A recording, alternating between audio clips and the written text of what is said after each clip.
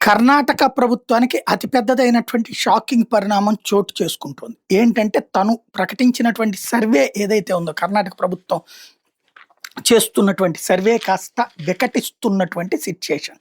కర్ణాటక లో ఉన్నటువంటి పబ్లిక్ ఏది బీసీ సర్వే అని చెప్తాం. ముందు లేదు లేదు అంతా సర్వే ఒకటే అని చెప్పుకొస్తోంది ప్రభుత్వం ఇప్పుడు.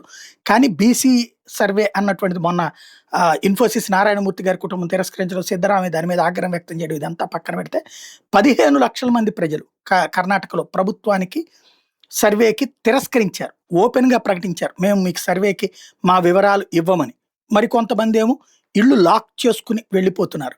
ఈ సర్వే వాళ్ళు వస్తున్నటువంటి సందర్భంలో సర్వేని అవాయిడ్ చేయడం కోసం. ఇది ఇప్పుడు national media times of India లాంటి వాళ్ళు కూడా ప్రొజెక్ట్ చేస్తున్నారు. ఓవరాల్‌గా చూస్తే ఈ వ్యవహారం అంతా కూడా దీంట్లో చాలా కథ నడుస్తోంది అన్నటువంటిది ప్రజలు గ్రహించారు. కాంగ్రెస్ చేస్తున్న నాటకం వెనకాల ఉన్నది.